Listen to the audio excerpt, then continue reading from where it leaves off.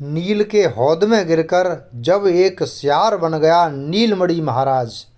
एक समय की बात है, एक वन में कोई गीदड़ रहता था। वह रात को घूमते घूमते एक नगर में आ गया और नील के हौद में गिर गया। बाद में उसमें से निकल नहीं सका। प्रातःकाल अपने को मरे के समान दिखलाकर बैठ गया। फिर नील के हौद के स्वामी ने उसे मरा हुआ जानकर उसमें से निकालकर दूर ले जाकर फेंक दिया। हौद के स्वामी के जाते ही वहाँ से वह भाग गया। भागते भागते उसे प्यास लगी। पानी पीने के लिए नदी के किनारे रुका। नदी के जल में जब अपनी परछाई को देखा तो डर गया। उसका तो रंग ही बदल गया था। अब वह नीले रंग का हो गया था। उसने सोचा कि मैं अन्य सियारों से उत्तम हो गया हूँ। अब मुझे अपनी प्रभुता स्थापित करनी है।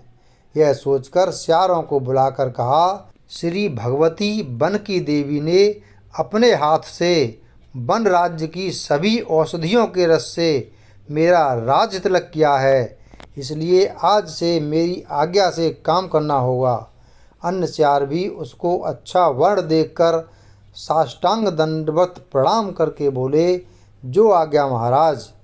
इसी प्रकार से क्रमशः सब वनवासियों में उसका राज्य फैल गया। धीरे धीरे सारे जानवर उसे राजा मानने लगे।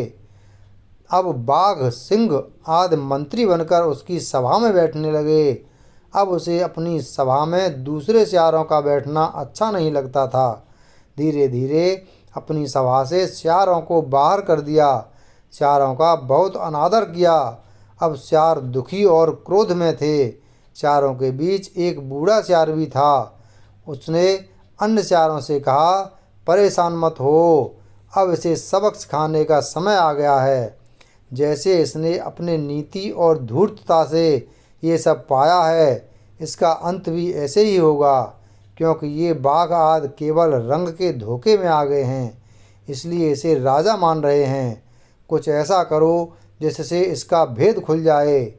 ऐसा करना कि संध्या के समय उसके पास सभी एक साथ चिल्लाओ। फिर उस शब्द को सुनकर अपने जाति के स्वभाव से वह भी चिल्ला उठेगा। सारे सियार चिल्लाए तो रंगा हुआ सियार भी चिल्लाया। बाघ जान गया कि ये रंगा हुआ सियार है। बाघ ने पलक झपकते नीला रंगा सियार का काम तमाम कर दिया। वीडियो अगर पसंद आया हो तो वीडियो को लाइक करें और चैनल को सब्सक्राइब करें। धन्यवाद।